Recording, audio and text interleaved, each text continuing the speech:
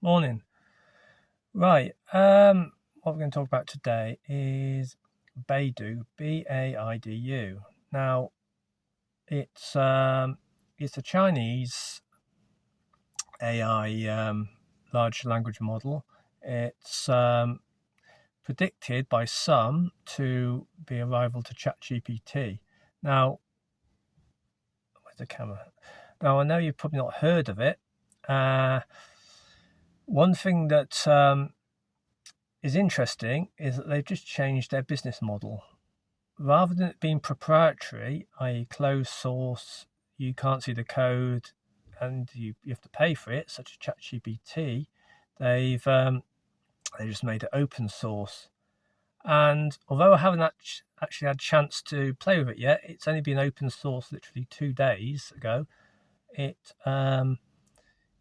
sounds interesting. And as I said, I was watching a talk by another commentator on YouTube who said it's a serious rival to the business model of ChatGPT. Now, I'll report back to you when I've had a go at playing with it. I'm just a bit busy at the moment, but that's what I want to talk about. You might want to check it out yourself. So Baidu, Baidu.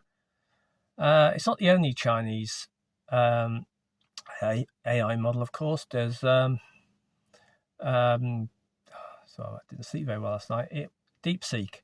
Now, some of you have probably heard of DeepSeek, and I'm actually quite a fan myself. I find it pretty good. In fact, I actually prefer it in many ways to ChatGPT. I mean, ChatGPT is it's a bit like saying in 1996, if you remember back that far, I do, saying, "Oh yes, I use Netscape Navigator.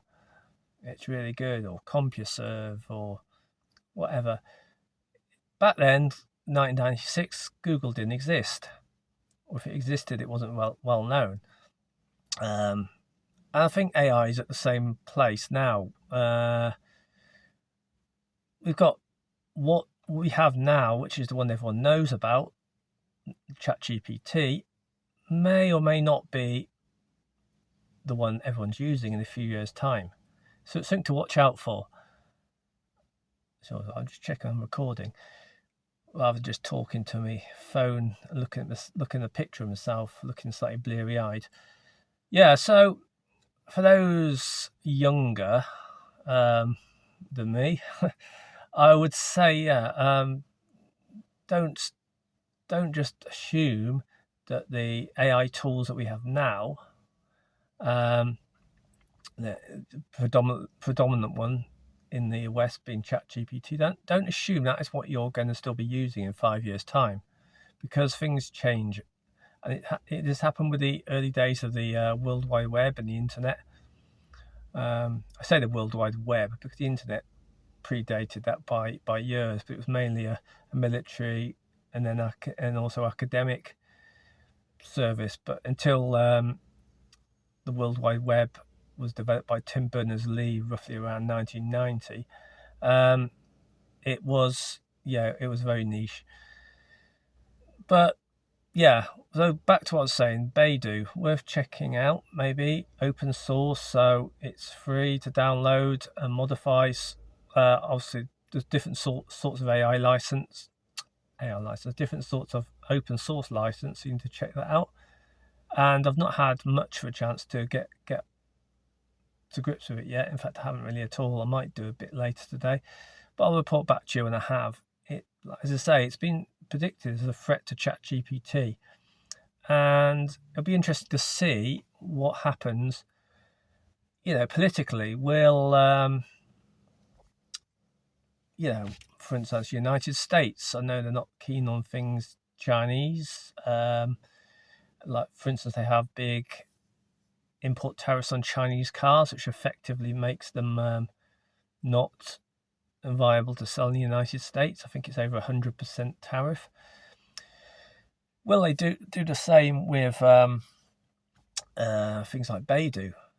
Now, the fact it's free, that might, you can't really put a tariff on something that's free, but there are other ways of doing it, of course. Most people would access it via the App Store, either Apple or Android, I'm assuming, that would be the way that most people would access it, rather than the geeks, rather than downloading it directly. So that is the control point. That is where the United States, for instance, if they decided they didn't want Chinese AI for its citizens, and the same for the EU and the UK, that would be something they could control. I know it's going to be interesting, that, because I know apparently in Germany there have been calls to stop having I forgot what it's called, DeepSeek, the other Chinese AI, available because of concerns that data is being sent to China, which have been and against EU rules, with Germany, of course, a prominent member of the EU. I don't know the exact rules that they were talking about. I'm assuming it's GDPR and things like that. Yeah, it probably is GDPR, sort of data protection rules. So, interesting times. Who knows what will happen? Even if in countries like United States, Europe, etc., they crack down and try and suppress sort of like alternative AI systems like the Chinese ones, there are lots of parts of the world where they'll be more than happy to use it. So, which one will become the dominant on a worldwide scale? It's an interesting question. Anyhow, I was just making this video to mention, Baidu, new Chinese large language model, now been open sourced, available for the last couple of days. I mean, it's Wednesday today. I don't know when I'm going to upload this video, but it became available on Monday. Yeah, that's it. Okay, this is Craig, and we'll speak soon. Cheers, bye. Have a good day.